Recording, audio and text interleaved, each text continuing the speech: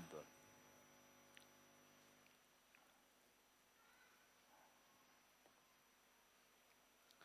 Assalamualaikum warahmatullahi wabarakatuh. Innal hamdalillah nahmaduhu wa nasta'inuhu wa nastaghfiruh wa na'udzu billahi min syururi anfusina wa min sayyiati a'malina. Man yahdihillahu fala mudhillalah wa man yudlil fala hadiyalah. Ashhadu an la ilaha illallah wahdahu la syarikalah wa ashhadu anna Muhammadan abduhu wa rasuluh. Ya ayyuhalladzina amanu taqullaha haqqa tuqatih wa la tamutunna illa wa antum muslimun. Ya ayyuhan nasu taqu rabbakum alladzi khalaqakum min nafsin wahidah wa khalaqa minha zawjaha wa batha minhuma rijalan katsiran wa nisaa'a wattaqullaha alladzi tasaaluna bihi wal arham innallaha kana 'alaikum raqibah.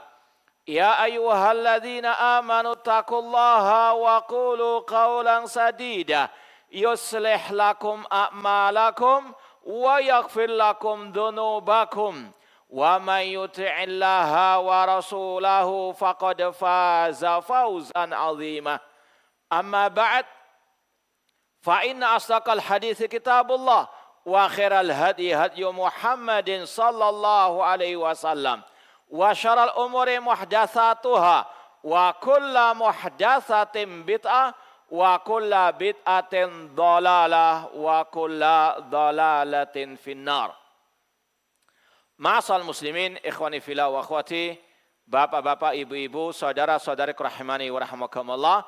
Alhamdulillah, segala puji bagi Allah Subhanahu wa taala yang memberikan kepada kita banyak kenikmatan-kenikmatannya, di antaranya nikmat al-Islam dan sunnah Rasulullah sallallahu alaihi wasallam. Semoga Allah Subhanahu wa taala menghidupkan dan mewafatkan kita di atas keduanya. Kemudian sebagaimana sabda Rasul, la yashkurillah ma la yashkurin nas, tidak bersyukur kepada Allah yang tidak berterima kasih kepada manusia, maka kita ucapkan banyak-banyak terima kasih kepada semua pihak yang telah mencurahkan semuanya demi terselenggaranya acara yang sangat mulia ini. Semoga ini semuanya menjadi pemberat timbangan amal kebaikan kita di hari kiamat kelak. Ma'asal muslimin, ikhwani fillah wa akhwati rahimani wa rahimakumullah.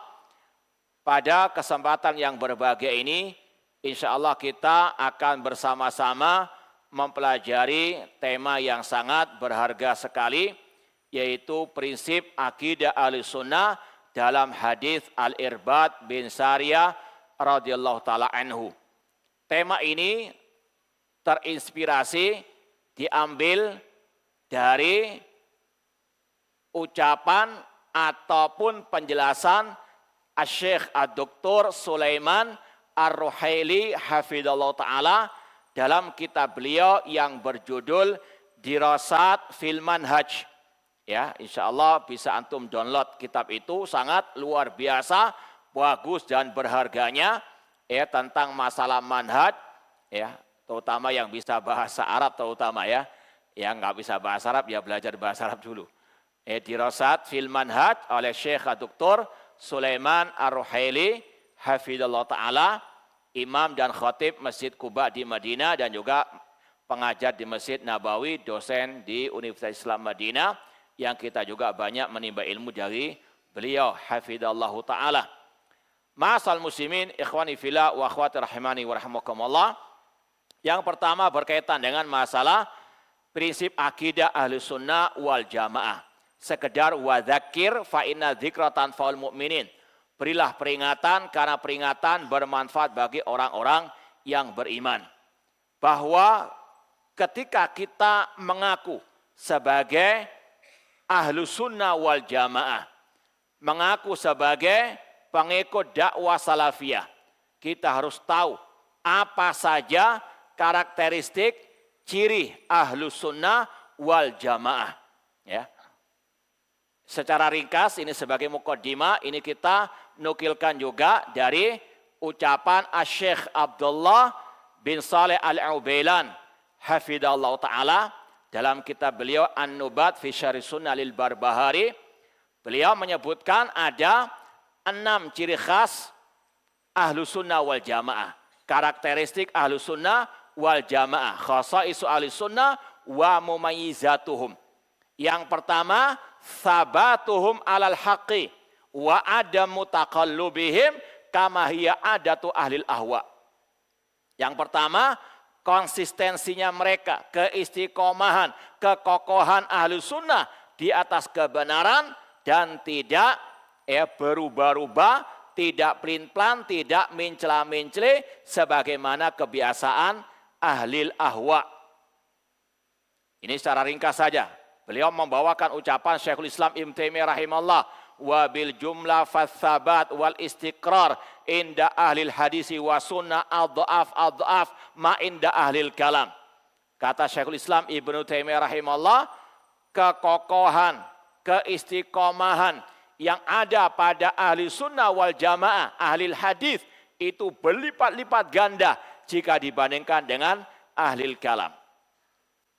Yang kedua, beliau mengatakan ciri khas ataupun karakteristik ahlu sunnah wal jamaah hirsuhum ala nasyil akidati sahihah warad alal mukhalifin wal mubtadi'in. Semangat antusias ahlu sunnah dalam menyebarkan al-aqidah as-sahihah serta membantah yang menyelisihinya dan membantah al-mubtadi'in. Ini kita nggak sebut secara berurutan ya, insyaallah sesuai dengan makna yang disampaikan oleh beliau. Kemudian yang ketiga, ittifaquhum alal aqidah. Kesepakatan ahlu sunnah di atas akidah sahihah atau mereka satu akidah. Sebagaimana yang diungkapkan oleh Imam As-Sam'ani rahimahullah ta'ala yang bermadhab Asy-Syafi'i, wa mimma yadullu ala anna ahlal hadith hum ahlul haqqi annaka law tala'ta kutubahum al-musannafa fil aqidah ma'a ikhtilafi buldanihim wa taba'udi azmanihim lawajataha ala watiratin wahidah.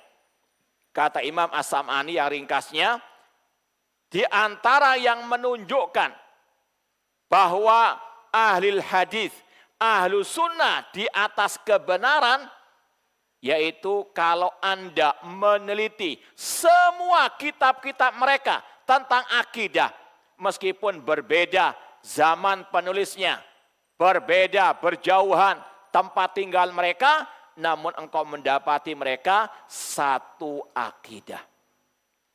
Itu ciri khas yang ketiga. Yang keempat, ciri khas Ahlus Sunnah wal Jamaah, annahum ya'taqidun anna salaf a'lam wa ahkam wa aslam. Mereka Ahlus Sunnah meyakini bahwa salaf itu yang paling paham tentang agama ini, yang paling bijak dan yang paling selamat.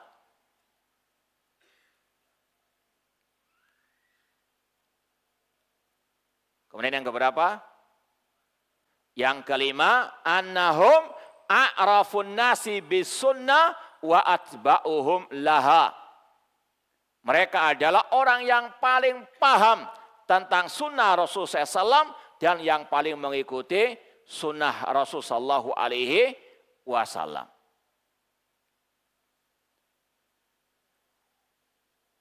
Taib, yang mana paling inti yang kita sebut yaitu berkaitan dengan poin yang kedua, yaitu hirsuhum ala nasyil akidati as-sahihah. Dan ini yang kita jadikan tadi sebagai judul prinsip akidah ahli sunnah wal jamaah ini kita sampaikan untuk kita mengingatkan diri kita kembali. Kalau kita mengaku ahli sunnah, pengikut dakwah salafiyah, di antara ciri khas mereka adalah semangat, antusias, dan mereka senantiasa memprioritaskan pembahasan akidah ahli sunnah wal jamaah. Dan tentunya akidah as-sahihah hanyalah yang bersumber dari Al-Quran dan Sunnah Rasulullah SAW. Salah satu sumber tersebut hadis Al-Irbad bin Sariyah radhiyallahu ta'ala anhu. Insya Allah hadis ini tidak asing bagi antum semuanya. Makanya ini sekedar wadzakir fa inna dzikra tanfa'u al-mu'minin. Baik, sekedar meyakinkan apakah antum sering mendengar hadis ini atau tidak. Adakah di antara antum yang mau setoran hafalannya? Yang hafal hadis Irbad bin Sariyah dalam Arba'in Nawawiyah. Nah, masa hafal Sahih Bukhari enggak hafal hadis? Hah? Irbad bin Sariyah. Nah, mana yang hafalan? Tidak ada. Tawadhu ya. Baik. Tidak ada. Kita bacakan an Abi Najih Al-Irbad bin Sariyah radhiyallahu ta'ala anhu. Dari Abi Najih, kunyanya Al-Irbad bin Sariyah radhiyallahu anhu. Beliau berkata, wa'adhana Rasulullah SAW ma'idhatan balighatan wajilat minhal qulub wa dharafat minhal uyun. Fakulna ya Rasulullah ka'annah ma'idhatum muaddi fa'ausina. Kata Al-Irbad bin Sariyah radhiyallahu anhu, Rasul SAW dalam riwayat ini pada waktu selesai sholat subuh. Rasul memberikan wejangan. Ya, dengan wejangan yang sangat mendalam. Sampai hati kami bergetar, air mata kami bercucuran. Kami pun berkata, ya Rasulullah, seolah-olah ini adalah wejangan petuah perpisahan. Maka berilah wasiat kepada kami. Maka Rasul pun memberikan wasiat yang ini tadi merupakan poin-poin prinsip akidah ahli sunnah wal jamaah. Rasul mengatakan, usikum bitaqwallah azza wa jalla. Aku wasiatkan kalian untuk bertakwa kepada Allah. Wa sam'i wa ta'ah wa in ta'ammar alaikum abdun habashi. Dan wajib mendengar serta taat kepada pemimpin kaum muslimin meskipun dari budak Ethiopia. Wa man yashminkum fasara ikhtilafan katsira. Barang siapa yang hidup setelahku nanti, dia akan melihat perpecahan, perselisihan yang banyak. Fa'alikum bisunnati, pegang erat sunnahku. Wa sunnatil khulafa'ir rasyidil mahdiyin. Dan sunnah para khulafa rasyidin yang mendapatkan petunjuk. Addu alaiha bin nawajid. Gigit erat dengan gigi geram kalian. Kemudian yang kelima, wa iyyakum wa muhdatsatil umur. Jauhkanlah diri kalian dari hal-hal yang baru dalam urusan agama. Fa inna kulla muhdatsatin bid'ah, karena setiap yang baru dalam urusan agama itu bid'ah. Wa kulla bid'atin dhalalah, dan setiap bid'ah itu sesat. Hadis riwayat Abu Dawud, Tirmidzi dan yang lainnya, dan disahihkan oleh banyak para ulama, di antaranya Syekh Muhammad Nasiruddin Al-Albani rahimallahu ta'ala.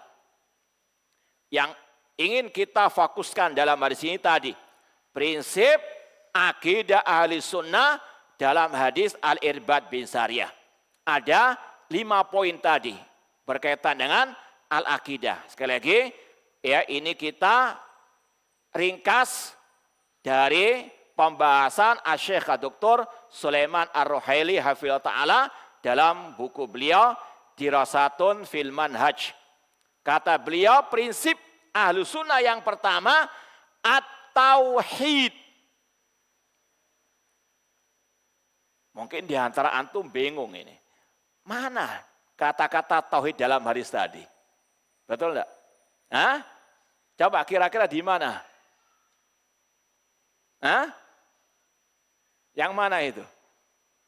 Prinsip tauhid dalam hadis Irbad bin Sariyah. Hah? Nah, makanya kita sama-sama belajar biar paham. Ya. Kata Syekh Sulaiman Ar-Ruhaili dalam kata-kata usikum bitaqwallah azza wa jalla. Aku wasiatkan kalian untuk bertakwa kepada Allah. Kalau antum ditanya secara ringkas, apa sih takwa itu? Apa arti takwa? Apa, Pak? Patuh. Yang lain? Hah? Naam, ini ringkasnya yang sering kita dengar dari khutbah hari Jumat. Ketika mereka khutbah Jumat sering mewasiatkan bertakwa, melaksanakan perintah Allah, meninggalkan larangan Allah. Dari sinilah kita tahu tidak mungkin orang itu bertakwa tanpa at-tauhid. Karena takwa melaksanakan perintah Allah. Dan perintah Allah yang paling utama, perintah untuk apa? Bertauhid. Bahkan kata para ulama, perintah Allah pertama kali di dalam Al-Quran, perintah bertauhid. Mana dalilnya? Surat Al-Baqarah ayat 21. Ya ayyuhan nasu u'budu rabbakum alladzi khalaqakum walladzina min qablikum la'allakum tattaqun. Wahai manusia, ibadahilah Rabb kalian yang telah menciptakan kalian dan orang-orang sebelum kalian agar kalian bertakwa. Kata para ulama, coba kalau antum renungkan dari Al-Fatihah sampai sebelum ayat ini, tidak ada perintah sama sekali. Tidak ada kata-kata aqimus shalah, tidak ada wa'atuz zakah. Ya. Tidak ada perintah Allah sebelum ayat ini. Makanya kata para ulama, perintah Allah pertama dalam Al-Quran, perintah bertauhid. Faham dong? Paham? Perintah Allah pertama dalam Al-Quran apa? At-tauhid. Makanya usikum bitaqwallah itu mengandung prinsip ahlu sunnah yang pertama. Prinsip akidah yaitu at-tauhid. Yang dimaksud tauhid di sini adalah ifradullahi bil ibadah. Mengesahkan Allah dalam ibadah. Ya, kita sampaikan hal ini tentang apa yang dimaksud dengan tauhid. Karena antum harus betul-betul bisa teliti. Ya, sebagaimana kata Al-Imam Asy-Syafi'i rahimahullah, man talabal ilma falyudaqiq. Barang siapa yang belajar ilmu agama, hendaklah dia teliti. Di antaranya memahami istilah tauhid. Contoh, misalnya ada orang di luar sana teriak-teriak juga, kita harus mendakwakan tauhid, kita juga harus bertauhid. Antum jangan gegabah dulu. Oh, ini pasti Ahlus Sunnah karena dia apa? Menyeru kepada at-tauhid. Perhatikan dulu, apa maksud tauhid yang dia inginkan? Karena kata para ulama, setiap kelompok sempalan kaum muslimin punya istilah tauhid masing-masing. Ya, ini sejak dahulu kala. Kalau kita pelajari misalnya usulul khamsah lil mu'tazilah. Kelompok Mu'tazilah, penuhan akal. Mereka punya 5 prinsip dasar ajaran mereka. Yang pertama, at-tauhid. Ya, apakah Mu'tazilah Ahlussunnah karena memiliki prinsip tauhid? Tidak. Jangan tergesa-gesa dulu. Tauhid menurut mereka nafyus sifat. Menafikan semua sifat Allah. Kata mereka, Allah punya nama namun tidak punya sifat. Kalau Allah punya sifat, menurut akal mereka nanti serupa dengan manusia. Makanya mereka apa? Mensucikan Allah dari menyerupai makhluk. Itulah tauhid ala Mu'tazilah. Jangan gegabah dulu. Kelompok Khawarij atau teroris sekarang, mereka luar biasa gembar-gemborkan tauhid juga. Bahkan kelompok mereka namakan pembela tauhid atau apalah namanya. Namun tauhid yang mereka inginkan tauhidul hakimiyah. La hakima illallah. Tidak ada hakim yang membuat hukum kecuali Allah. Yang tidak berhukum dengan hukum Allah, kafir, murtad, halal darahnya, boleh dibom. Nah, itu prinsip mereka. Kenapa? Salah memahami apa? At-tauhid. Maka sekali lagi, prinsip tauhid yang merupakan akidah Ahlussunnah wal Jamaah ditekankan ifradullahi bil ibadah, mengesahkan Allah dalam al-ibadah. Sebagaimana ini merupakan dakwah para anbiya wa rusul. Dakwah semua para nabi wa rasul, dakwah kepada tauhid al-uluhiyah. Nabi Nuh, rasul pertama yang diutus oleh Allah ke atas muka bumi ini, seruan beliau, ya qaumi ibudullah ma lakum min ilahin ghairu. Nabi Hud, wa ila adim akhahum hudan faqala ya qaumi ibudullah ma lakum min ilahin ghairu. Semua nabi sepakat dakwah mereka yang utama kepada tauhid, yaitu tauhid al-uluhiyah, mengesahkan Allah dalam ibadah. Ya. Walaqad ba'atsna fi kulli ummati rasulan an ibudullah washtanibu at-taghut.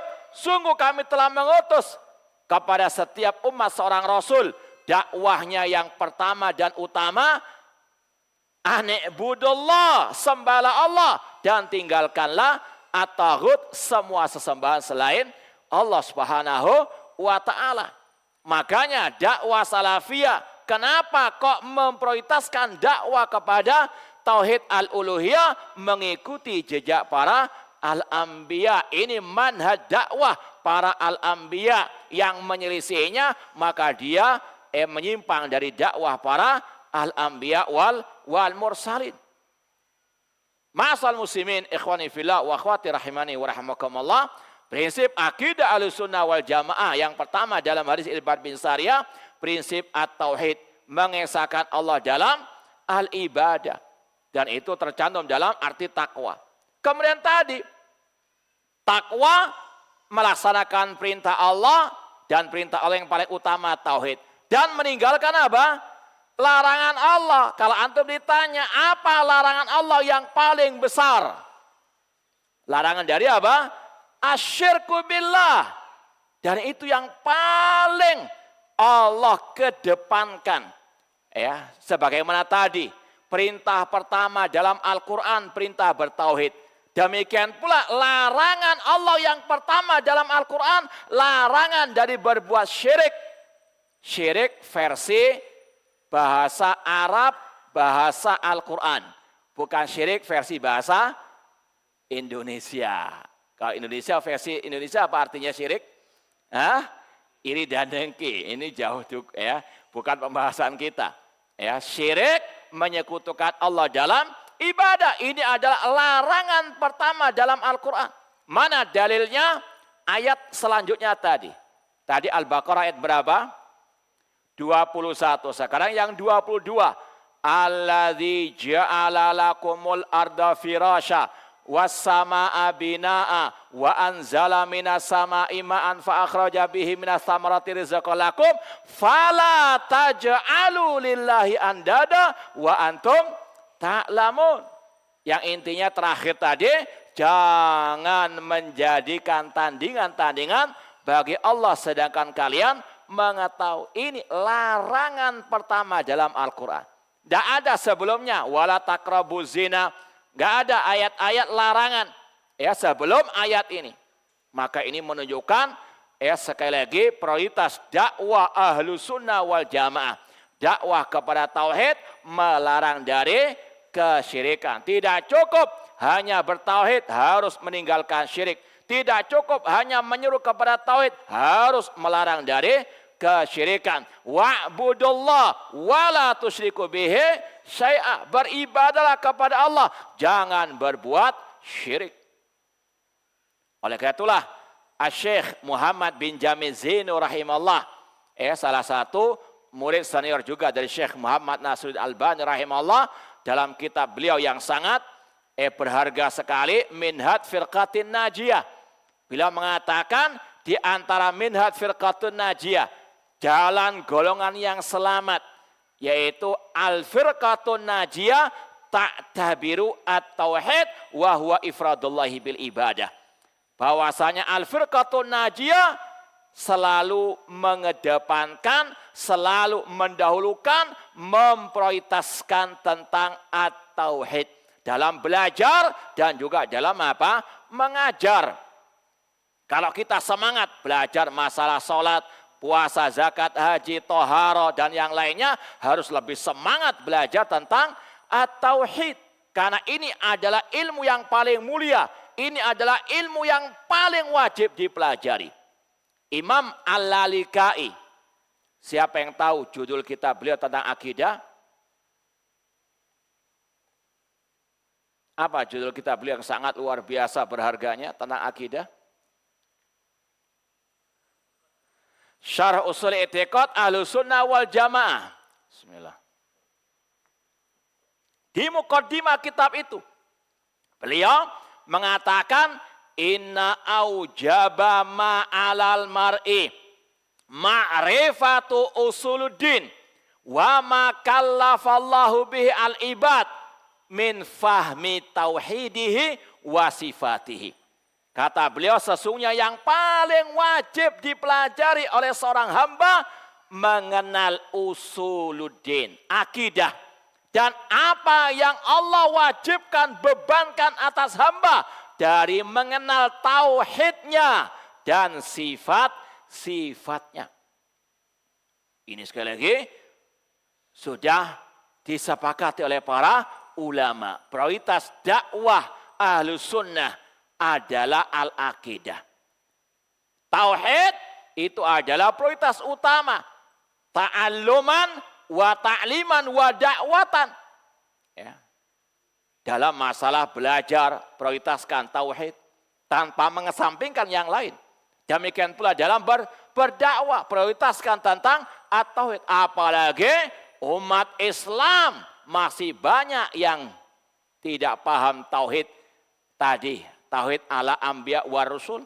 Mereka masih banyak yang jatuh ke dalam kesyirikan. Bahkan Rasul sendiri telah mengingatkan, la taqumus sa'atu hatta talhaqa qabailu min ummati bil musyrikin hatta ta'buda qabailu min ummati al-authan. Tidak akan tegak hari kiamat sampai kabilah-kabilah dari umatku mengikuti jejak orang musyrikin. Sampai ada kabilah-kabilah dari umatku menyembah berhala. Maka sekali lagi, dakwah tauhid harus terus dikumandangkan. Dan ini juga yang diserukan oleh para ahli ulama. Syekh Al-Albani rahimahullah punya kutip meskipun asalnya muhadarah, at-tauhid awalan ya du'atal Islam. Tauhid yang pertama, wahai para dai-dai ahli Islam. Sebetulnya sudah apa? Terang benerang. Prinsip akidah Ahlussunnah wal Jamaah diantaranya at-tauhid. Dan ini yang juga disampaikan oleh Imam At-Tahawi rahimahullah. Ya, kita usahakan setiap poin-poin ya prinsip akidah Ahlussunnah dalam Irbad Syariah kita ikat dengan ucapan ulama dalam kitab-kitab akidah mereka. Di antaranya prinsip tauhid. Ini pertama kali disebutkan oleh Imam At-Tahawi rahimahullah di awal kitab Al-Aqidah Tahawiyah. Beliau mengatakan naqulu fi tauhidillah mu'taqidina bi taufiqillah annallahu wahidun la syarikalah wala syai'a mislu wala syai'a yu'jizuh. Kata beliau ketika menyebutkan akidah Ahlussunnah wal Jamaah sebagaimana yang dianut oleh Imam Abu Hanifah, Abu Yusuf, Muhammad bin Hasan Asy-Syaibani, beliau mengatakan kita mengatakan tentang tauhidullah. Ya, kita meyakini tentang tauhid dengan minta tolong kepada Allah bahwasanya Allah wahidun la syarikalah. Allah Maha Esa, tidak ada sekutu baginya. Ini prinsip dasar akidah Ahlussunnah wal Jamaah. Maka setiap muslim-muslimah, apalagi sekali lagi yang mengaku Ahlussunnah, yang mengaku as-salafi, pengikut dakwah salafiyah, harus betul-betul paham tentang at-tauhid. Bukan secara global, namun secara at-tafsil. Secara apa? Perincian. Ya, karena inilah yang membedakan dakwah Ahlussunnah dengan yang lainnya. Ya.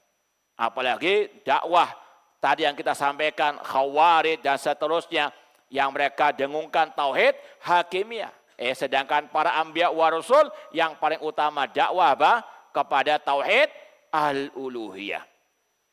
Demikian pula tadi, tidak cukup hanya menyeru kepada tauhid tanpa apa? Melarang dari kesyirikan.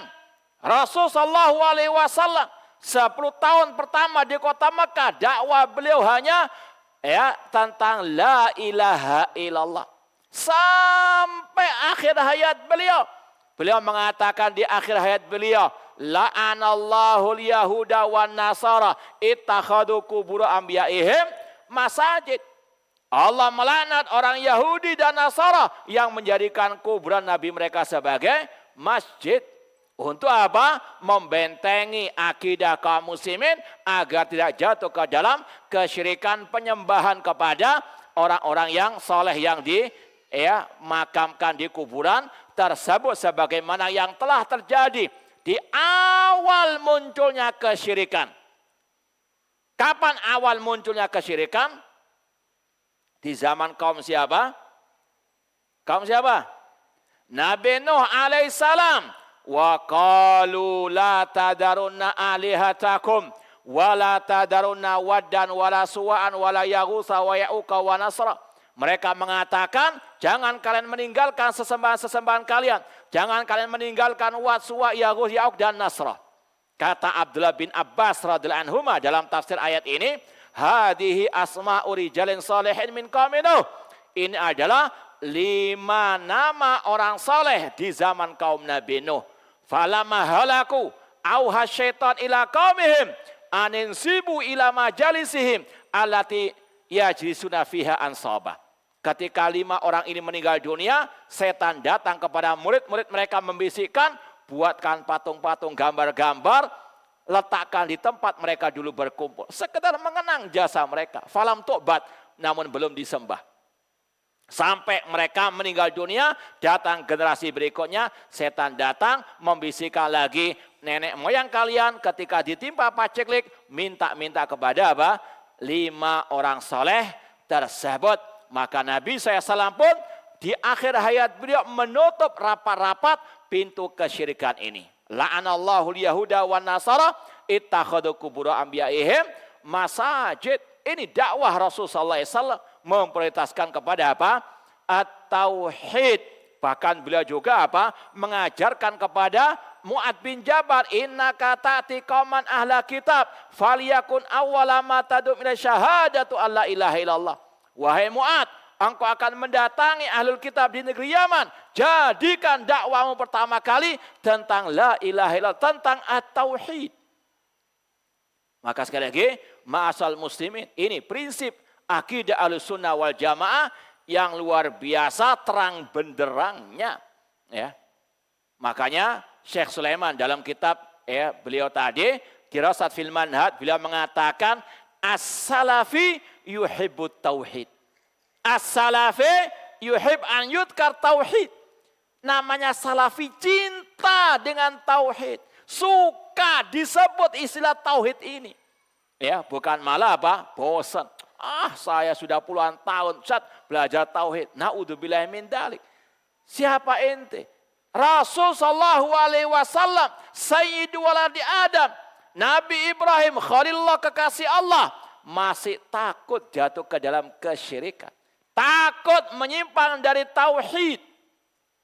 Makanya beliau berdoa, Nabi Ibrahim diantaranya, wa janubani anak budal asnam. Ya Allah, jauhkanlah diriku dan anak keturunanku dari menyembah berhala. Harus ada apa? Rasa takut jatuh ke dalam kesyirikan. Dan itu memotivasi kita terus belajar tauhid. Sampai kapan? Sampai mati. Ya, semoga Allah menghidupkan dan mewafatkan kita di atas tauhid dan sunnah Rasulullah sallallahu alaihi wasallam. Demikian pula Nabi kita Muhammad SAW. Beliau masih khawatir jatuh ke dalam kesyirikan. Beliau pun berdoa, Allahumma inni a'udzubika an usyrika bika syai'an a'lamu wa astaghfiruka lima la a'lamu. Ya Allah, aku berlindung kepadamu dari kesyirikan yang aku ketahui dan aku mohon ampun kepadamu dari yang tidak aku ketahui. Mereka manusia yang paling mulia takut menyimpang dari tauhid. Apalagi apa? Kita yang sangat lemah, yang sangat banyak kekurangan ini. Maka terus apa? Belajar tentang at-tauhid, tentang al-aqidah as-sahihah. Ini prinsip akidah Ahlussunnah wal Jamaah. Prinsip at-tauhid. Ya. Dan sekali lagi, ini juga merupakan ciri khas dakwah as-salafiyah Ahlussunnah wal Jamaah. Ini juga sekaligus merupakan minhaj al-firqati an-najiyah. Baik, prinsip yang kedua. Rasul SAW mengatakan wasam'i wa ta'ah wa in ta'ammara alaikum abadun habasyi. Wajib mendengar dan taat kepada pemimpin kaum muslimin meskipun dari budak Ethiopia. Prinsip yang kedua, mendengar dan taat kepada pemimpin kaum muslimin dalam hal yang tidak bermaksiat kepada Allah. Kalau antum mau tulis, yang kedua dari prinsip akidah Ahlussunnah wal Jamaah dalam hadis Irbad bin Sariyah, mendengar dan taat kepada pemimpin kaum muslimin dalam hal yang tidak apa? Bermaksiat kepada Allah Subhanahu wa taala. Sebetulnya dua prinsip ini, sebagaimana kata Syekhul Islam Muhammad bin Abdul Wahab rahimahullah dalam kitab beliau Al-Usulus Sittah, ini prinsip yang terang benderang di dalam Al-Quran dan Sunnah Rasul tentang penjelasan tauhid, apa itu syirik, larangan dari syirik, perintah bertauhid, itu terang benderang. Ya, demikian pula penjelasan masalah wajibnya mendengar dan taat kepada pemimpin kaum muslimin. Rasul telah menjelaskan dengan berbagai macam redaksi dan ucapan hadis-hadis beliau. Banyak hadis-hadis tentang masalah apa? Asam wa ta'ah. Namun sayang, kata beliau, sekarang itu zaman beliau. Namun di zaman ya sekarang ini pembahasan ini rasanya apa? Terasing. Ya, dan ini juga diucapkan oleh banyak para ulama, Syekh Sulaiman, Syekh Abdul Razak, ya, bin Abdul Muhsin Al-Abbad, demikian pula Syekh Abdul Ramadhani.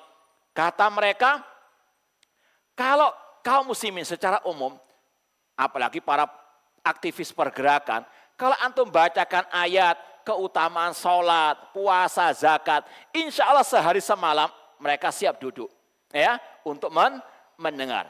Tapi coba kalau sudah dibacakan wasam'i wa ta'ah wa in ta'ammara alaikum abdun habasyi. Kayak orang kesurupan dibacakan ayat kursi. Ya, sudah apa? Kepanasan. Dan itu wakil laisa minhu min dafi.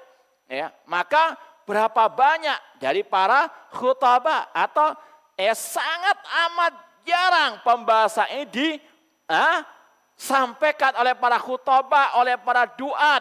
Padahal hadis-hadisnya dalam Sahih Bukhari.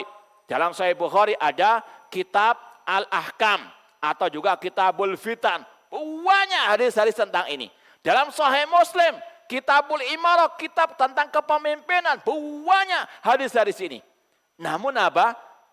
Hampir antum misalnya ya, yang mungkin sudah usia 50 tahun. Yang sudah usia 50 tahun.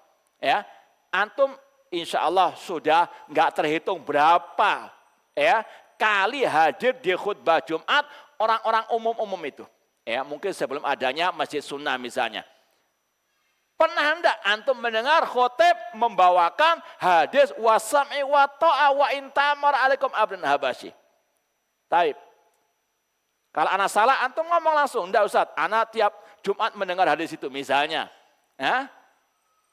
Gimana? Betul enggak? Ya, bahkan sekali lagi kita dikatakan oleh para ulama tadi penjelasan, pembahasan masalah yang satu ini sangat amat langkah sekali. Ya, terutama dari tadi khutbah yang di luar, ya itu luar biasa. Hampir mungkin mereka nggak pernah mendengar hadis tersebut, ya nggak tahu kalau mereka baca Sahih Bukhari, Sahih Muslim, diapakan hadis-hadis tersebut. Kenapa nggak disampaikan kepada apa? Umat Islam. Maka seorang muslim, muslimah, apalagi yang mengaku Ahlussunnah wal Jamaah, ini salah satu prinsip Ahlussunnah wal Jamaah, mendengar dan taat kepada pemimpin kaum muslimin. Bahkan hampir rata-rata kitab akidah Ahlussunnah ada pembahasan yang satu ini. Ya, dalam kitab tadi Al-Aqidah Thahawiyah oleh Imam At-Tahawi, beliau mengatakan wasam'u wa nara ta'atahum min ta'atil azza wa jalla faridah. Kami berkeyakinan taat kepada pemimpin itu adalah wajib. Ya. Dalam kitab Ushulus Sunnah Imam Ahmad rahimahullah, beliau mengatakan wasam'u wa ta'ali a'immatil muslimin baron kana au fajiran wa mashtama alai an-nasu wa radu bihi wa man ghalabahum bisayf hatta sara khalifatan. Hampir semua, sekali lagi, rata-rata kitab-kitab akidah salaf membahas yang satu ini. Kita lanjutkan lagi pembahasan prinsip akidah Ahlussunnah wal Jamaah dalam hadis Al-Irbad bin Sariyah sampai pada poin yang kedua tadi, mendengar dan taat kepada pemimpin kaum muslimin dalam hal yang tidak bermaksiat kepada Allah Subhanahu wa taala. Sudah kita sampaikan tadi, prinsip ini sebetulnya sangat terang benderang. Banyak hadis dari Rasulullah SAW tentang masalah ini. Namun banyak manusia yang tidak memahaminya, bahkan yang menyimpang darinya, atau bahkan ya menghinakan pembahasan yang satu ini. Ya, bahkan yang sering membawakannya dituduh dengan berbagai macam tuduhan-tuduhan dusta, antek-antek pemerintah, penjilat dan seterusnya. Namun sekali lagi, inilah al-haqqu, pasti likuli haqqin adu. Setiap kebenaran, kata ulama, pasti ada yang memusuhi. Intinya, wajib seorang muslim mendengar dan taat kepada pemimpin kaum muslimin. Dalilnya banyak sekali. Yang pertama dari ayat Al-Quran. Surat An-Nisa ayat 59. Ya ayyuhalladzina amanu ati Allah wa ati Rasul wa ulil amri minkum. Wahai orang-orang beriman, taatilah Allah, taati Rasul dan pemimpin di antara kalian.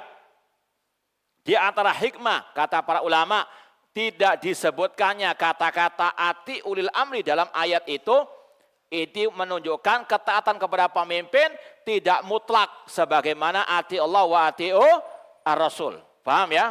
Kalau ati Allah, ati Rasul, ada kata-kata atiu Allah, atiu ar-Rasul.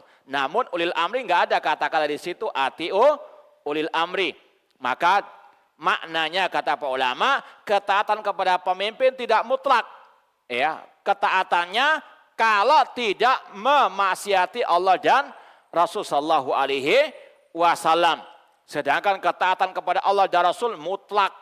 Ya, sedangkan ketaatan kepada pemimpin terikat dengan ati Allah wa ati'u ar-Rasul. Dan ini dijelaskan oleh Rasul dalam hadis-hadis beliau, di antaranya dalam hadis Abdullah bin Umar radhiyallahu anhuma. Sekali lagi, kalau yang punya Sahih Muslim, Sahih Bukhari, lihat kitab Al-Imarah Sahih Muslim, kitab Al-Ahkam Sahih Bukhari.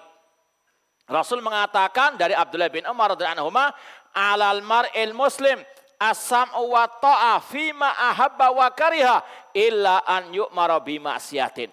Wajib bagi setiap muslim mendengar dan taat kepada pemimpin dalam hal yang dia cintai atau dalam hal yang tidak dia sukai. Illa an yu'mara bi ma'siyah. Kecuali kalau diperintah untuk berbuat apa? Maksiat. Ini batasannya yang terakhir. Tidak taat kalau maksiat. Kalau enggak kita sukai namun enggak maksiat, wajib kita taat.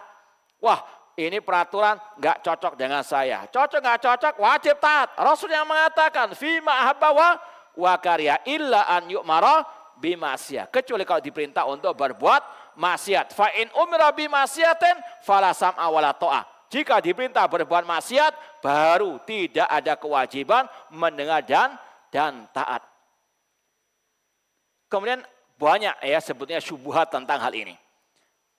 Ada yang mengatakan kita nggak wajib taat kepada pemimpin yang dolim. Taat itu kepada pemimpin yang apa? Adil, yang soleh. Maka kita katakan Rasul membantah ucapan Anda tersebut. Dalam hadis ya tadi Sahih Muslim juga Rasul mengatakan sayakunu ba'di umara yastannuna bighairi sunnati wa yahduna bighairi hadi. Akan muncul pemimpin-pemimpin yang tidak mengikuti petunjukku, yang tidak berpegang dengan sunnahku. Wa sayakumu fihim rijalun qulubum qulubus syayatin fi jusmanil ins. Dan akan muncul pemimpin-pemimpin yang berhati setan dalam jasad manusia. Kurang apa ini? Sudah nggak mengikuti ajaran Rasul, nggak mengikuti petunjuk Rasul, alias tidak berhukum dengan hukum Rasul, alias tidak berhukum dengan hukum Allah. Dan dia apa? Berhati setan dalam jasad manusia. Sangat zalim, kejam dan keji. Hudzaifah bin Yaman radhiyallahu anhu, perawi hadis ini bertanya, "Fa kaifa asna in adraktu dzalika ya Rasulullah?" Apa yang aku perbuat ya Rasulullah kalau mendapati pemimpin yang seperti itu, yang enggak berhukum dengan hukum Allah dan Rasulnya, ya, yang sangat zalim, yang sangat kejam, yang sangat keji. Apa kata Rasul? Apakah disuruh mencaci maki, disuruh mendemo, ya, apa disuruh kudeta? Tidak.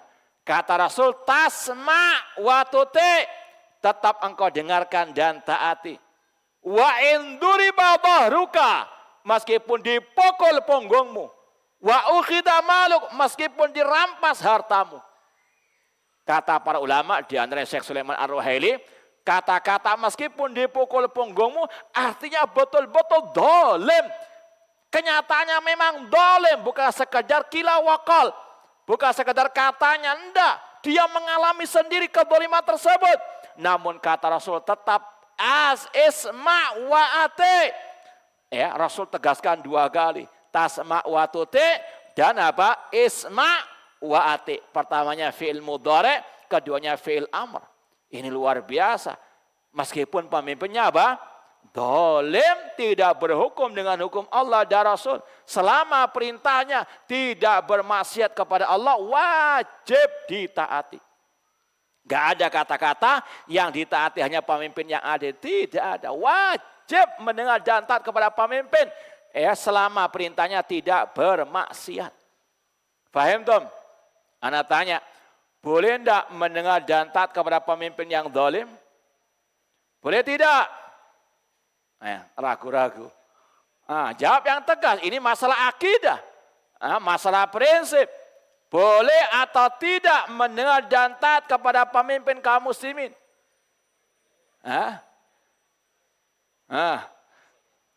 Ngantuk atau ada syubhat ini? Bukan hanya boleh, wajib. Ya, yang jawab boleh juga keliru tadi. Bukan boleh, kalau boleh artinya apa? Boleh ya boleh, enggak. Hukumnya wajib, fardu ain. Dalilnya mana? Yaitu perintah Allah, ati Allah wa ati Rasul wa ulil amri minkum. Perintah Rasul alal mar'i asam wa ta'ah. Hukumnya fardu ain. Selama perintahnya tidak bermaksiat kepada Allah. Kalau ada syubhat, kalau wajib mendengar dan taat itu, kalau pemimpinnya dipilih lewat jalur yang syar'i. Kalau enggak syar'i, enggak wajib mendengar dan taat. Maka dibantah kata para ulama oleh hadis Al-Irbad bin Sariyah. Wa in ta'ammara alaikum abadun habasyi. Meskipun dari budak Ethiopia. Kata Syekh Abdul Muhsin Al-Abbad dalam Syarah Arba'in Nawawiyah, ya, Fathul Qawil Matin, kitabnya Syarah Arba'in Nawawi wa Tatimatul Khamsin. Beliau ketika mensyarah hadis ini, Irbad bin Sariyah, beliau mengatakan di antara makna atau hikmah yang tersirat dari kata-kata meskipun dari budak Ethiopia, di antaranya sebetulnya khalifah, pemimpin tertinggi kaum muslimin yang menguasai negeri-negeri kaum muslimin di dunia, itu syaratnya harus dari bangsa Quraisy. Khalifah ya, khalifah yang menguasai semua negeri kaum muslimin, itu syarat utamanya harus dari apa? Bangsa Quraisy. Rasul mengatakan al-a'immatu fi Quraisy, pemimpin tertinggi harus dari Quraisy. Namun kenapa kok Rasul mengatakan meskipun dari budak Ethiopia? Paham pembahasannya? Anak tanya, pemimpin tertinggi alias khalifah harus syaratnya apa? Dari Quraisy. Namun sekarang permasalahannya, kenapa Rasul mengatakan meskipun dari budak Ethiopia? Maka dijawab oleh Syekh Abdul Muhsin Al-Abbad Al-Badr dan juga yang lainnya, maknanya sebetulnya budak ini ya nggak layak menjadi pemimpin. Namun dia kudeta, ya mengkudeta khalifah yang dari Quraisy. Kemudian dia berhasil mengkudeta, menjadilah dia sebagai apa? Khalifah. Paham? Anak ulangi.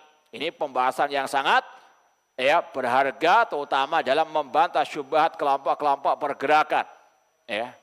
Kata para ulama, wa in ta'ammara alaikum abn Habasyi, meskipun dari budak Ethiopia, maknanya budak Ethiopia sebetulnya tidak layak menjadi khalifah, pemimpin tertinggi kaum muslimin, karena syaratnya harus dari bangsa Quraisy. Maka makna di situ budak perempuan budak tersebut mengkudeta khalifah yang resmi, yang syar'i, dan berhasil menjadi apa?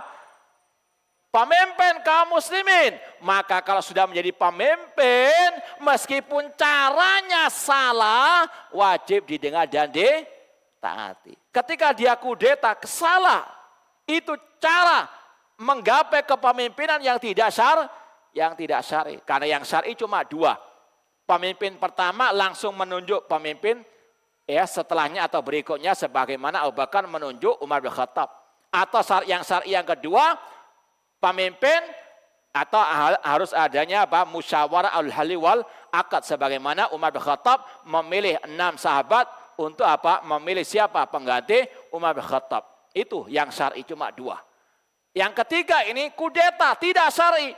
Tapi kalau sudah berhasil mengkudeta, wajib didengar dan ditaati. Itu makna wa in ta'ammara alaikum abadun Habasyi. Dan ini yang dijelaskan oleh Imam Ahmad, Imam Ahlus Sunnah tadi, dalam kitab akidah beliau yang berjudul apa? Apa judulnya? Ushulus Sunnah. Beliau mengatakan, ya sudah kita sampaikan tadi, kita ulangi lagi. Wasam'u wa ta'ah li a'immatil muslimin baron kana au fajiran.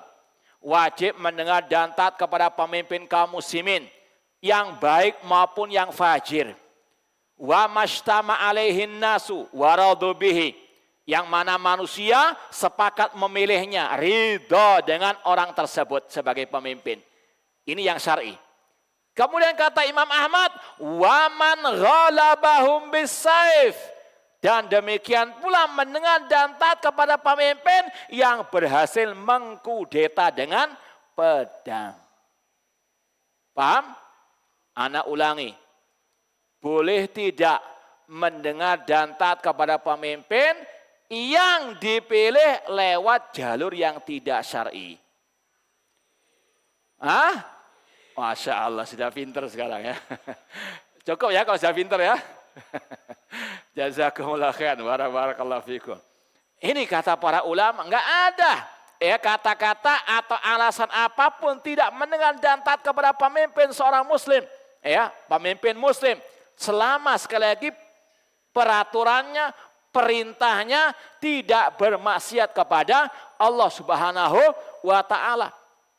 Bahkan para ulama pun memperinci, ya, kalau misalnya perintahnya itu secara asal berkaitan dengan yang mubah, apakah wajib ditaati? Wajib atau enggak wajib? Atau mustahab? Contoh peraturan lalu lintas, ya, lampu hijau berhenti atau jalan? Lampu merah? Ngebut. Kata para ulama asalnya mubah. Gak ada. Kalau antum tanya, mana Ustaz larangan lampu merah berhenti, ya, nggak boleh jalan kalau lampu merah, mana dalilnya dalam Al-Quran, ya sebetulnya ada, kita katakan ada. Atiullaha wa ati rasul wa ulil amri minkum. Ya, dan Syekh Ibrahim Ar-Ruhaili hafizallahu taala, beliau punya kutip kecil pernah bedah di daurah. Beliau sekali lagi menulis kitab judulnya Al-Ihkam fi Sabri Ahwal Hukam, yaitu berkaitan dengan peraturan-peraturan, perintah-perintah pemerintah, pemimpin, baik itu yang hukumnya asalnya mubah, yang mustahab, yang wajib, yang haram dan seterusnya. Beliau perinci. Di antara yang mubah tadi, dalilnya tadi wajib mentaati pemimpin karena ati Allah wa ati Rasul wa ulil amri minkum. Sebetulnya itu ladang pahala bagi kita semuanya kalau kita paham akidah yang satu ini. Meraih pahala bukan hanya sholat, puasa, zakat. Di antaranya antum berhenti di lampu merah dengan meyakini ini perintah Allah, ati Allah, ati Rasul, dapat apa? Pahala. Innamal a'malu bin niat. Niatnya untuk taat kepada Allah dan Rasul. Namun kalau niatnya hanya apa? Tidak ditilang, ya sudah, dapatnya nggak ditilang saja. Ya, namun kalau niat dalam hati berhenti taat kepada Allah dan Rasulnya, innamal a'malu binniyat wa innamal likulli imri'in ma nawah. Kemudian ma'asal muslimin ikhwani fillah wa akhwati rahmani wa rahmakumullah, ketaatan kepada pemimpin kaum muslimin ini hukumnya tadi adalah wajib, ya. Dan ini merupakan prinsip ahlu sunnah wal jamaah. Namanya prinsip, kalau dilanggar, orang itu bisa keluar dari ahlu sunnah wal jamaah. Dalam artian di sini wajib dibedakan. Kalau orang itu meyakini, seperti tadi, syubhat-syubhat kelompok harokah. Kalau ada yang meyakini tidak wajib mendengar dan taat kepada pemimpin muslim dalam hal yang tidak bermaksiat, dia mubtadi'un dol. Kalau apa? Tidak meyakini akan kewajibannya. Karena ini prinsip Ahlussunnah. Makanya dalam kitab-kitab akidah Ahlussunnah, kitab-kitab akidah salaf, ada pembahasan ini. Untuk apa? Membedakan antara Ahlussunnah dengan Ahlul Bidah, terutama Khawarij. Khawarij tidak mau mendengar dan taat kepada pemimpin yang zalim. Makanya para ulama membahas masalah ini. Maka kalau ada yang tidak meyakini kewajiban mendengar dan taat kepada pemimpin kaum muslimin, dia apa? Mubtadi'un dol. Dengan syarat tadi, perintahnya tidak bermaksud. Kalau dia mengatakan saya tidak mau mendengar dan taat kepada pemimpin, mungkin dengan alasan tadi pemimpinnya zalim, curang, pemimpinnya nepotisme dan seterusnya, atau karena dipilih lewat jalur yang tidak syar'i, maka ini mubtadi, bukan ahlu sunnah. Dari mana kita tahu hal itu? Tadi. Ini adalah apa? Prinsip ahlu sunnah wal jamaah. Makanya Imam Ahmad di awal kitab Usulus Sunnah, beliau mengatakan wa minas sunnatil lazimah allati man taraka khoslatan minha walam yakulha walam yu'min biha lam yakun min ahliha. Di antara prinsip akidah Ahlussunnah, di antara akidah yang wajib dipegang erat, yang barang siapa meninggalkan salah satu dari prinsip tersebut, tidak mau mengucapkannya, tidak mau mengimaninya, dia bukan dari ahliha, bukan dari ahli sunnah. Dan di antara prinsip tersebut yang dibawakan Imam Ahmad sudah kita bacakan tadi, wasam wa ta'ah li a'immatil muslimin. Sekali lagi, yang tidak meyakini akan kewajiban mendengar dan taat kepada pemimpin kaum muslimin, maka dia bukan dari ahlu sunnah wal jamaah. Paham toh? Dan ini juga disebutkan oleh Imam Harab Al-Karmani dalam kitab beliau Usulus Sunnah juga atau As-Sunnah. Ya, ketika dia muqaddimah beliau mengatakan inilah madzahib a'immatil ilmi dari sejak para sahabat sampai hari ini. Yang barang siapa menyelisihinya maka dia bukan ahli sunnah alias mubtadi'. Dan beliau sebut di antara prinsip-prinsip tersebut masalah mendengar dan taat kepada pemimpin kaum muslimin. Maka ini adalah sekali lagi yang harus betul-betul dipahami. Namun ada yang kedua, ada orang meyakini wajib mendengar dan taat kepada pemimpin kaum muslimin dalam hal yang tidak bermaksiat. Dia meyakini, cuma namanya kepepet, lampu merah diserobot saja. Paham? Apakah dia mubtadi' dhal? Kata ulama tidak. Dia apa? Maksiat. Paham? Dia menyelisihi firman Allah, ati Allah wa ati Rasul wa ulil amri minkum. Faham Tom? Paham ya? Jadi bisa bedakan dua hal tersebut. Ya, bisa dia keluar dari Ahlussunnah kalau tidak meyakini kewajiban mendengar dan taat kepada pemimpin kaum muslimin dalam yang tidak bermaksiat. Yang kedua, dia ahli maksiat atau jatuh ke dalam dosa dan yang seterusnya. Kemudian ikhwani fillah wa akhwati rahimani wa rahimakumullah, sebetulnya pembahasan masalah pemimpin kaum muslimin ini sebenarnya panjang lebar. Bisa sampai subuh dibahas, ya. Karena ini bukan hanya masalah asam wa ta'ah saja. Kalau mau diringkas, ini ringkas saja. Kita sudah sering menyampaikannya dalam kajian tabligh akbar dan seterusnya. Ringkasan dari pembahasan ulama dalam kitab-kitab akidah tentang akidah dan sikap Ahlussunnah terhadap pemimpin ada 10. Ya, kalau mau dicatat ini ringkasnya. Yang pertama, membaiatnya. Membaiat artinya al-ahdu ala ta'ah, berjanji untuk mentaatinya dalam hal yang tidak bermaksiat, meyakini akan kepemimpinannya. Itu namanya baiat. Dalam Islam, baiat hanya untuk pemimpin kaum muslimin. Enggak ada baiat untuk ustadz, ya. Enggak ada baiat untuk ketua takmir misalnya, enggak ada. Baiat hanya untuk pemimpin kaum muslimin. Para sahabat membaiat Abu Bakar, Umar, Utsman dan Ali dan para khulafa ya setelah mereka. Rasul mengatakan, man mata wa laisa fi unukihi bai'ah mata mitatan jahiliyah. Barang siapa mati di lehernya tidak ada baiat, mati dalam keadaan jahiliyah. Yang kedua, wajib menghormati pemimpin kaum muslimin. Wajib menghormati pemimpin kaum muslimin. Dalilnya sabda Rasul SAW, man akrama sultanallah akramahullah. Barang siapa memuliakan pemimpinnya, Allah pasti akan memuliakannya. Bahkan diceritakan ada seorang ulama yang bernama Ibnu Aqil. Beliau ketika bertemu dengan pemimpin kaum muslimin, dicium tangannya. Ketika ditanya, kenapa kok engkau berbuat demikian?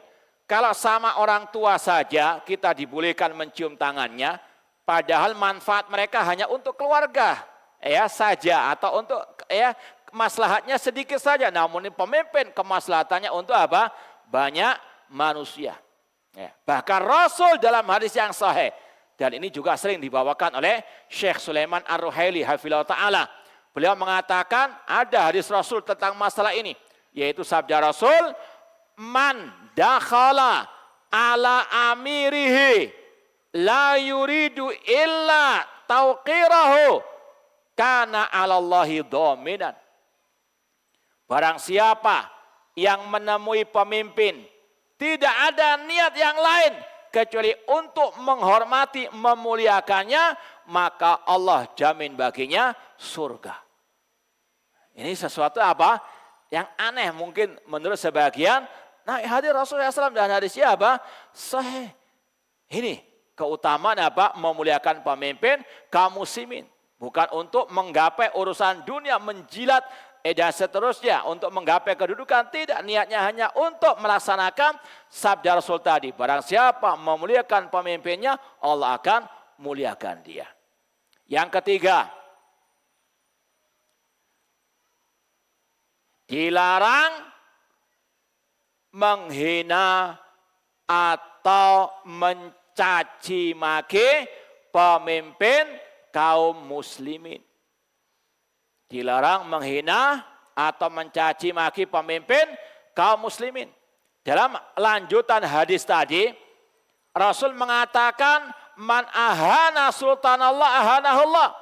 Barang siapa menghinakan pemimpinnya, Allah akan hinakan dia. Ada kisah yang masyhur dari Abi Bakrah radhiyallahu taala anhu. Pernah suatu saat beliau duduk di pidatonya pemimpin kaum muslimin. Tiba-tiba ada orang yang mengatakan, undur ila amirina yalbasu thiyabal fusak. Lihatlah kepada pemimpin kita ini, dia memakai baju orang-orang fasik. Apa kata Abu Bakar? Uskut, diam ente. Fa inni sami'tu Rasul sallallahu yaqul, karena aku mendengar Rasul bersabda, man ahana sultanallah ahanahullah. Barang siapa menghinakan pemimpinnya, Allah akan hinakan. Ya, kata para ulama, di antaranya Syekh Sulaiman Ar-Ruhaili, memang betul pemimpinnya memakai baju orang fasik, namun tidak layak untuk apa? Dicaci maki. Artinya bukan hanya yang halusinasi saja nggak boleh dicaci maki. Namun meskipun sudah kenyataan tidak boleh. Bahkan Syekh Sulaiman Ar-Ruhaili dalam kitab tersebut mengatakan di antara prinsip Ahlussunnah, hifdzu haibati waliyil amr, menjaga kewibawaan pemimpin kaum muslimin. Karena kalau dihinakan, dicaci maki, bahaya luar biasa. Bisa terjadi pertumpahan darah, kudeta. Dan ini telah terjadi di zaman Al-Khalifah Rasyid Utsman bin Affan. Tidaklah Utsman bin Affan radhiyallahu anhu dibunuh, ya, kecuali apa? Lewat caci makian terlebih dahulu yang dipelopori oleh Abdullah bin Saba al-Yahudi. Dia mengatakan kepada antek-anteknya, ibda'u bita'ni ala umaraikum. Mulailah kalian mencela, mencaci maki pemimpin kalian. Ketika manusia terprovokasi dengan ucapan tersebut, mereka pun apa? Mendemo, membunuh Al-Khalifah Rasyid Utsman bin Affan radhiyallahu anhu. Makanya Asy-Syaikh Abdul Salam Barjas rahimahullah dalam kitab beliau Mu'amalatul Hukam fi Daul Kitab wa Sunnah mengatakan, mencaci maki pemimpin dengan kedok amar ma'ruf nahi mungkar itu bid'atun sabaiyah. Bid'ahnya Abdullah bin Saba. Mau menjadi pengikutnya Abdullah bin Saba? Hah? Ini beda dengan para sahabat. Anas bin Malik radhiyallahu anhu pernah berkata, nahana kubarauna min ashabi Rasul sallallahu alaihi wasallam. Para pembesar-pembesar sahabat Rasul melarang kami dengan ucapan mereka, la tasubbu umara'akum. Jangan kalian mencaci maki pemimpin kalian. Ini wasiatnya siapa? Para sahabat, jangan mencaci maki. Sedangkan wasiatnya Abdullah bin Saba al-Yahudi, caci makilah apa? Pemimpin kaum muslimin. Silakan pilih, mau ikut sahabat atau ikut Abdullah bin Saba al-Yahudi. Ikut mana? Hah? Atau beda, hari ini ikut ini, hari itu ikut ini? Hah? Dan sahabat Rasul yang bernama Abu Darda radhiyallahu anhu, beliau mengatakan, awwalu nifaqil mar'i ta'nuhu ala wali amrihi. Kemunafikan pertama pada diri seorang manusia kalau dia sudah mencaci maki pemimpin kaum muslimin. Hati-hati, jangan sampai mencaci maki, mencelah pemimpin kaum muslimin entah di dunia nyata, di dunia maya atau di dunia lain, ya. Jangan sampai, na'udzubillahi min dzalik. Yang keempat, di antara akidah dan sikap Ahlussunnah terhadap pemimpin kaum muslimin, bersabar akan kezalimannya. Mana dalilnya? Sabda Rasul, man ra'a min amirihi syai'an yakrahuhu falyasbir. Barang siapa yang melihat dari pemimpinnya sesuatu yang tidak dia sukai, maka bersabarlah. Rasul yang merintahkan, falyasbir, bersabar. Bahkan Rasul mengatakan, fa innahu man faraqal jama'ata shibran famata mata mitatan jahiliyah. Karena barang siapa mati, dia memisahkan diri dari barisan kaum muslimin, lalu dia mati dalam keadaan jahiliyah. Falyasbir, bersabarlah. Apalagi kata para ulama, namanya pemimpin yang dolim atau pemimpin itu bayangan kita, itu cerminan kita. Antum kalau bercermin, yang keluar di cermin itu wajahnya siapa? Tetangga atau Hah? Wajah siapa?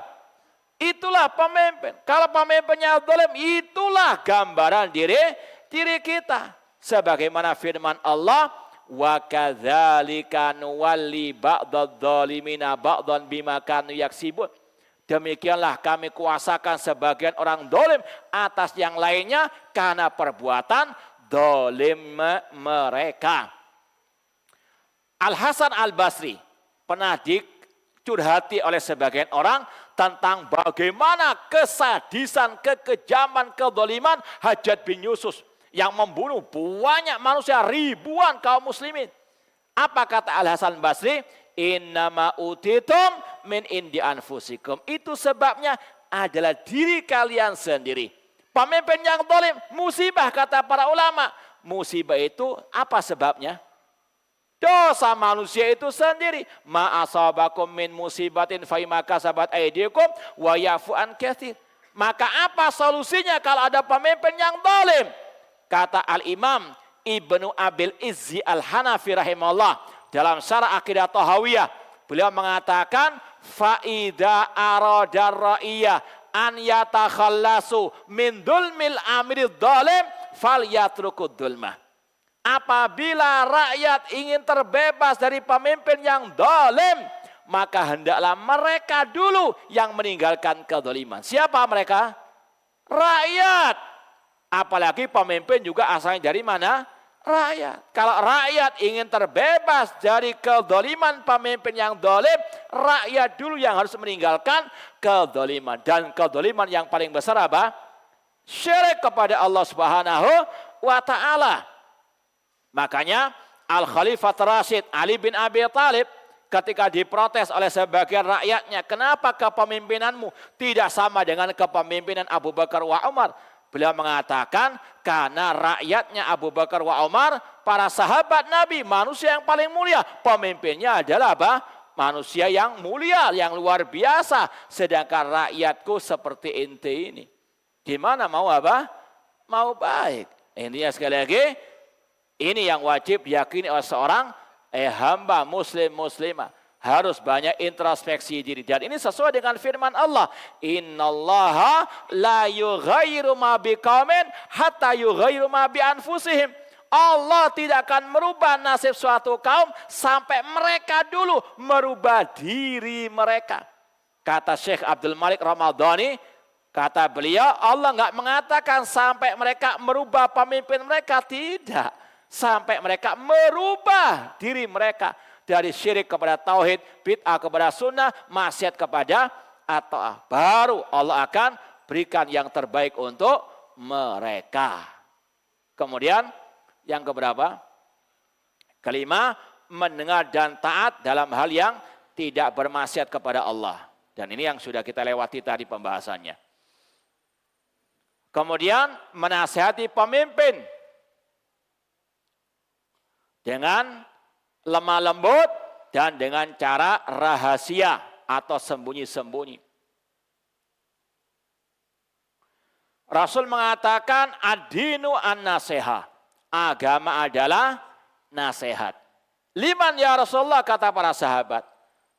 Untuk siapa ya Rasulullah? Rasul menjawab, lillahi wali kitabihi wali rasulihi wali aimatil muslimin wa amatihim. Untuk Allah, kitabnya, rasulnya.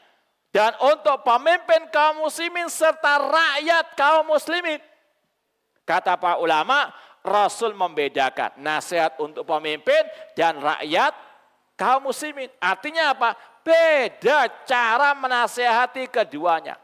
Ya, kalau rakyat kaum muslimin boleh dengan terang-terangan kalau memang kesalahannya terang-terangan. Sebagaimana kata Syekhul Islam Ibnu Taimiyah rahimahullah, beliau mengatakan, idza amilal insanu al munkara ala niatan yajib ingkaruhu ala niatan. Barang siapa yang berbuat kemungkaran terang-terangan, maka boleh diingkari juga terang-terangan. Namun untuk pemimpin, Rasul memberikan cara khusus menasehatinya. Yaitu apa? Man arada an yansaha lidi sultanin fala yubdihi alaniyata. Barang siapa ingin menasihati pemimpinnya, jangan di hadapan umum. Jangan di pengajian-pengajian, jangan di khutbah-khutbah, jangan di medsos, ya. Jangan di tengah-tengah masyarakat atau kaum muslim. Rasul yang melarang, fala yubadihi ala niyata. Walakin liyakhud biyadi, ambil tangannya, fayakhluwabi, berduaan dengannya, fa'in qabila fadhak, jika diterima, alhamdulillah, jika tidak diterima, qad addalladhi alaih, sudah gugur kewajiban. Hadis riwayat Imam Ahmad Ibn Abi Asim dan disahihkan oleh Syekh Albani rahimallahu ta'ala. Dan ini yang juga dilakukan oleh para salafus saleh, di antaranya Usama, dan ini yang dikatakan oleh Abdullah bin Abbas radhiyallahu ta'ala anhuma. Asy-Syaikh Abdul Aziz bin Bas rahimahullah, beliau mengatakan laisa min manhajis salaf at-tashhir bi uyubil ulad wa dzikru dzalika alal manabir. Kata Syekh Abdul Aziz bin Bas rahimahullah, bukan termasuk manhaj salaf menyebarkan aib pemimpin kaum muslimin dan menyebutkannya di atas mimbar-mimbar khutbah. Kata beliau laisa min manhaji as-salaf. Ya, mau ikut salaf atau ikut Abdullah bin Sabah? Naudzubillahi min dzalik. Yang keberapa sekarang? Yang ketujuh, mendoakan pemimpin dengan kebaikan. Sekaligus yang kedelapan, dilarang mendoakan dengan kejelekan.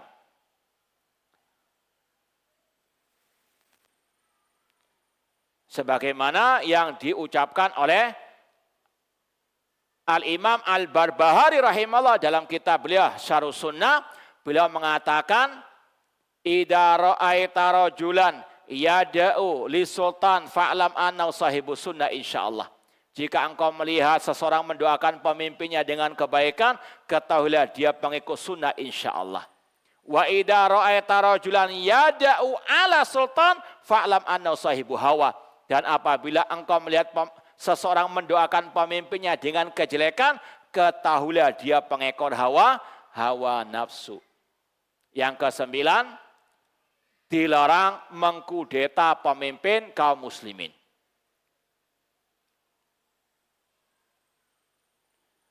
Rasul SAW dalam hadis Ubadah bin Samit radhiyallahu anhu, Ubadah bin Samit pernah mengatakan, bayakna Rasulullah SAW ala sam'i wa ta'ah fi usrina wa yusrina wa mansyatina wa makrahina wa asratin alaina.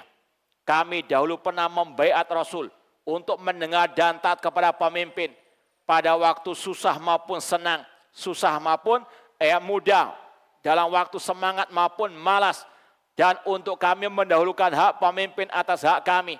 Kemudian kata Ubadah bin Samit, wa alla nunazi'al amra ahlahu, dan kami dilarang mengkudeta pemimpin kecuali illa antara kufran bawahan, kecuali kalau kalian melihat kekafiran yang nyata dari pemimpin, wa indakum fihi minallahi burhan, dan kalian memiliki bukti di sisi Allah Subhanahu wa taala.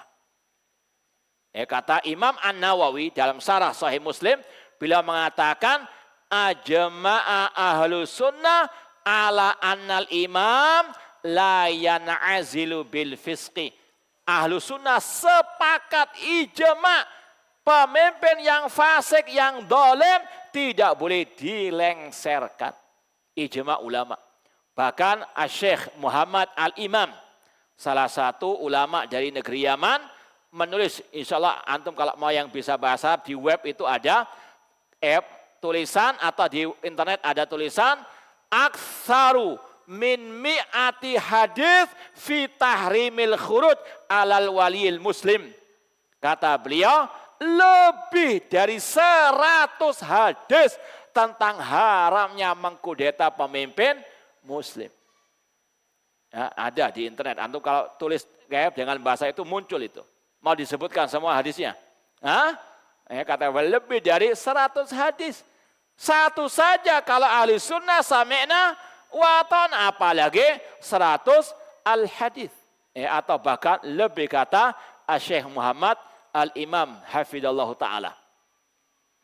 Kemudian yang perlu ditambahkan lagi, istilah al-khuruj alal hakim, memberontak kepada pemimpin, meskipun sudah kita sampaikan sebelumnya, memberontak kata Syekh Muhammad bin Shalih Al-Utsaimin ada dua. Memberontak dengan lisan, yaitu caci makian, provokasi kepada masyarakat untuk membenci pemimpin, dan ya yang kedua kudeta dengan senjata. Ya, jadi memprovokasi massa, menanamkan kebencian kepada rakyat terhadap pemimpin itu bagian daripada memberontak. Sebagaimana kisah Dzul Khuwaisirah At-Tamimi. Siapa dia? Apa kisahnya?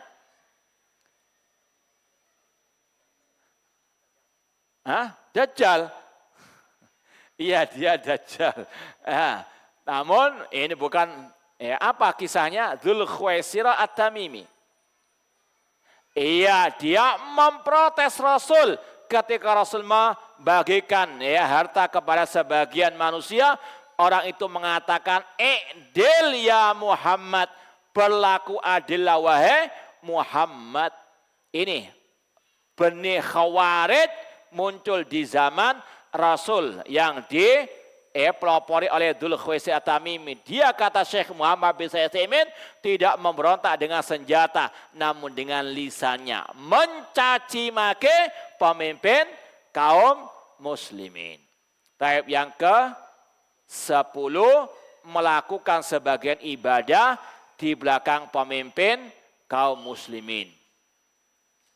Berjihad, berhaji, kata Imam At-Tahawi, wal hajju wal jihadu madiyani ma'alil amri.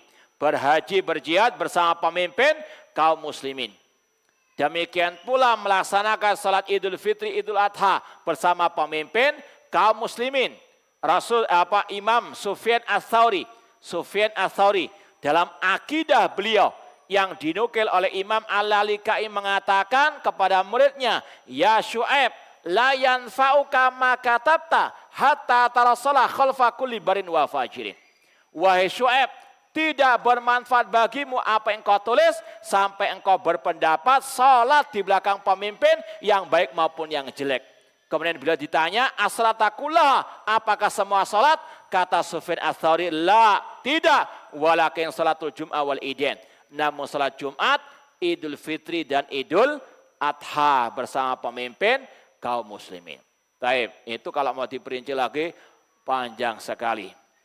Kita balik kepada usul ahli sunnah dalam hadis Irbad bin Sariyah. Sekarang prinsip yang ketiga. Dalam hadis Irbad bin Sariyah, "Alaikum bisunnati." Pegang erat sunnahku. Sunnahnya siapa? Sunnahnya Rasulullah sallallahu alaihi wasallam.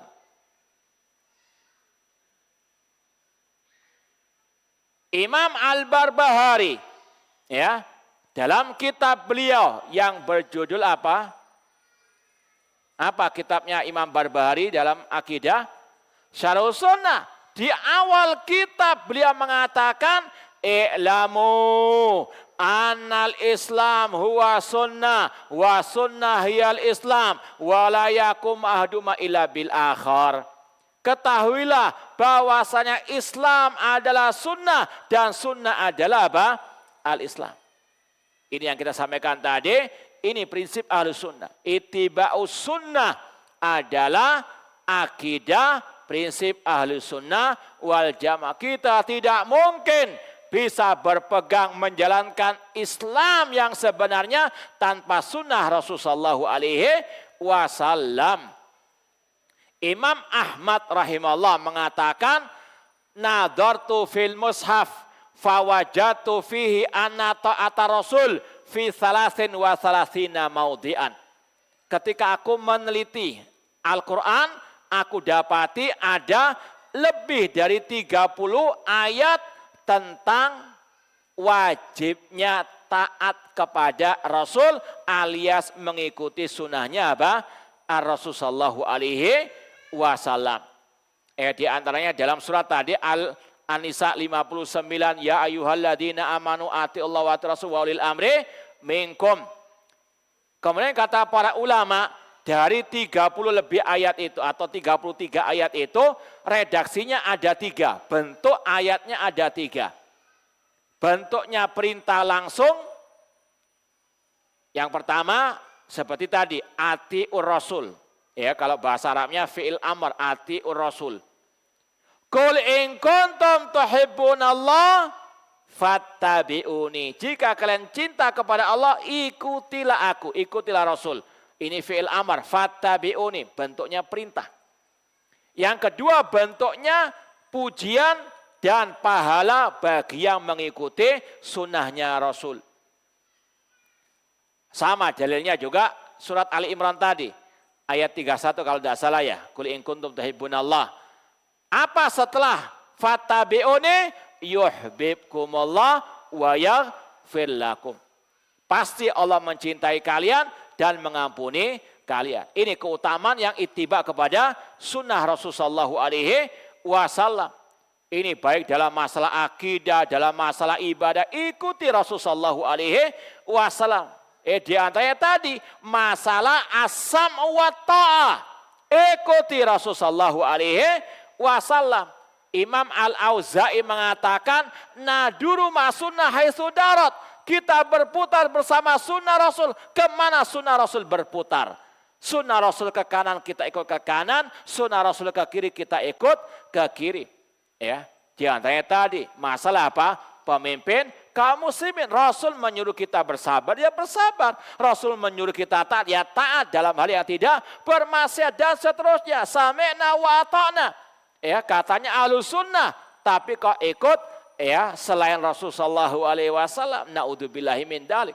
Makanya tadi ciri ahlus sunnah, mereka adalah orang yang paling paham tentang sunnah Rasul dan yang paling mengikuti sunnah Rasulullah SAW. Contoh yang ya sekarang ini sering kita sampaikan, yaitu masalah sholat ya jenazah di pemakaman. Ya, ketika ya sebagian dari ya kita mulai pandemi ini, mulai ke pandemi waktu itu yang meninggal ada yang mensolati apa di pemakaman. Banyak yang nyinyiri. Padahal hadisnya tentang hal ini ada dalam kutubus sittah. Dalam Sahih Bukhari, Sahih Muslim, Sunan Abi Dawud, Tirmidzi, Nasai, Ibnu Majah ada bab as-shalah 'alal qabr dalam kitabul janazah. Bab tentang jenazah, pasalnya Rasul salat di atas kuburan. Salat apa? Jenazah saja, titik. Ya, Ahlus sunnah apa? Ikut apa kata sunnah Rasul. Kalau salat 5 waktu, Rasul melarang di atas kuburan. La tusallu ilal kubur, la'anallahu al-yahuda wa nasara ittakhadhu kubur masajid. Rasul melarang, kita larang, nggak ikut, ya. Tapi ketika Rasul mencontohkan, kita apa? Ini ciri ahlus sunnah. Sunnah Rasul ke kanan, kita ke kanan. Sunnah Rasul ke kiri, kita apa? Ke kiri. Kalau mereka beda, Rasul ke depan, mereka ke belakang, nabrak dinding. Hah? Inilah kata Rasul, taraktukum alal bayda lailuha kanahariha la yazigu anha illa halik. Aku tinggalkan kalian di atas Islam yang putih bersih, malamnya seperti siangnya, tidak akan menyimpang darinya kecuali akan binasa. Kata Imam Malik rahimahullah, as-sunnatu safinatu Nuh man raqibaha najah wa man takhallafa gharika wa halak. Sunnahnya Rasul ibaratnya seperti perahunya Nabi Nuh. Barang siapa menaikinya dia selamat, barang siapa yang tenggelam, yang tertinggal, maka dia akan apa? Tenggelam dan binasa. Naudzubillahi min dzalik. Kemudian redaksi yang keberapa itu? Ketiga, berupa ancaman bagi yang tidak mengikuti ajaran Rasul. Wa may yushaqiqir rasula min ba'di ma tabayyana lahul huda wa yattabi' ghaira sabilil mu'minin wa lima tawalla wa nuslihi jahannam wa sa'at masirah. Barang siapa yang menyelisih Rasul setelah jelas kebenaran baginya dan dia mengikuti selain jalannya orang beriman, Allah sesatkan kemana dia tersesat dan Allah masukkan ke neraka jahanam dan jahanam sejelek-jelek tempat kembali. Ini ancaman bagi yang apa? Menyelisih Rasul setelah jelas kebenaran baginya. Disampaikan Rasul itu meyakini Allah di atas langit. Dalilnya ala ta'manuni wa ana aminu man fis sama. Rasul ketika bertanya kepada budak perempuan aina Allah, dijawab fis sama, Rasul membenarkan. Ini akidah Rasul. Kalau mengatakan enggak, kata guru saya Allah itu di mana-mana atau Allah tidak di ruang tidak waktu, hati-hati. Wa ma yushaqiq rasul mim ba'di ma tabayyana huda wa yattabi' ghayra nuwalli ma tawalla wa nusli jahannam wa sa'at masira. Dan seterusnya. Baik, prinsip yang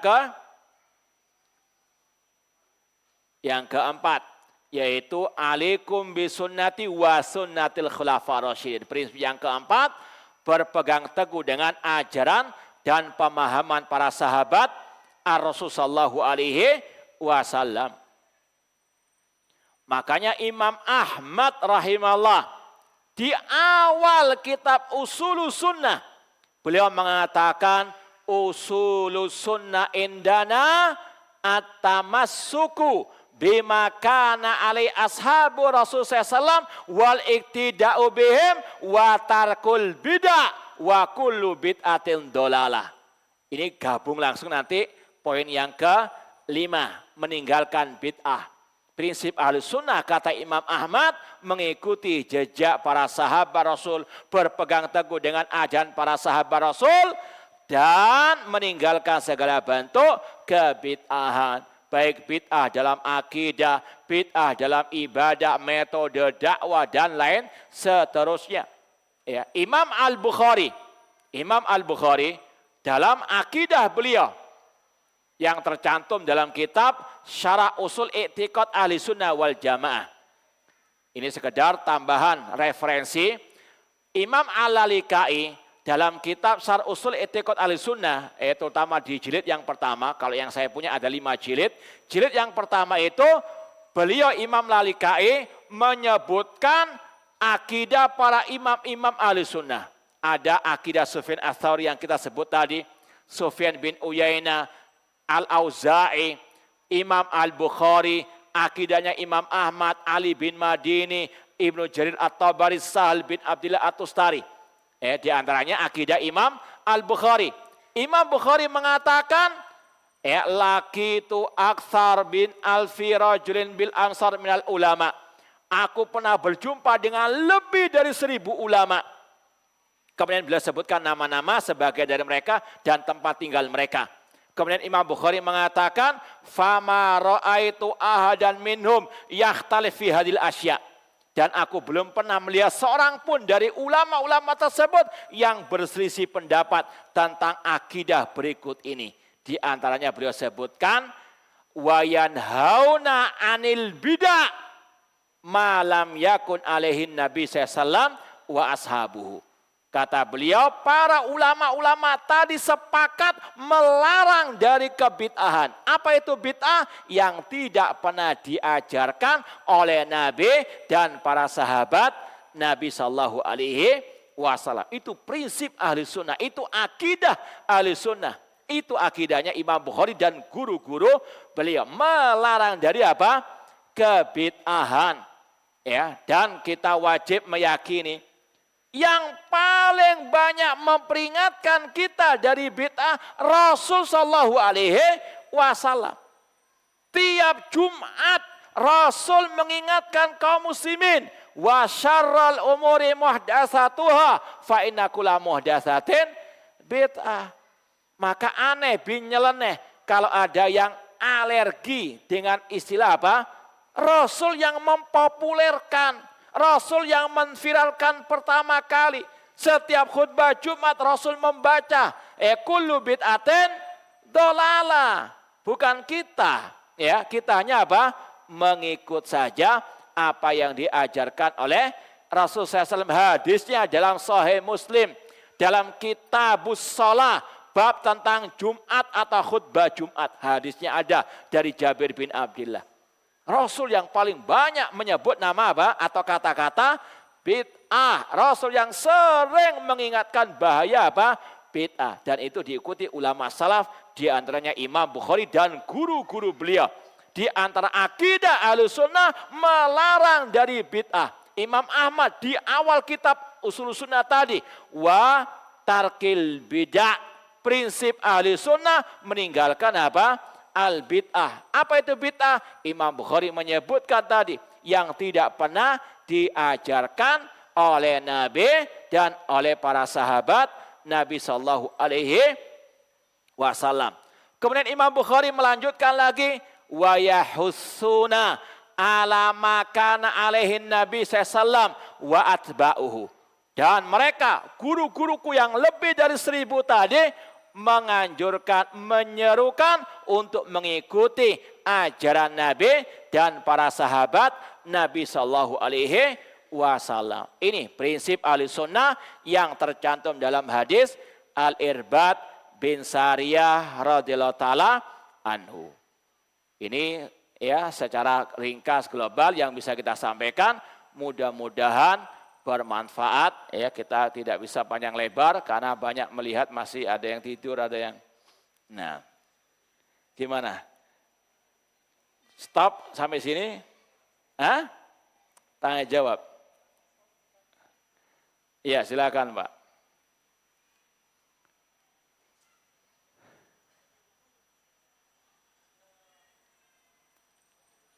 Kenapa?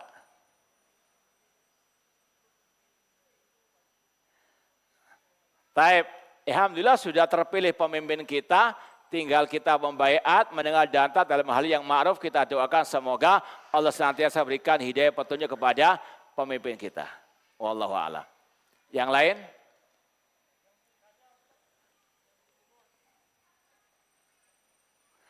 Ya, sudah cukup tadi jawabannya Pak, insya Allah. Yang lain? Tidak ada ya? Wallahu a'lam. Ini yang bisa kita sampaikan, kurang lebihnya mohon maaf. Wa jazakumullah khairan. Aku qouli hadza wa akhiru da'wana anil hamdulillahirabbil alamin. Wassalamualaikum warahmatullahi wabarakatuh.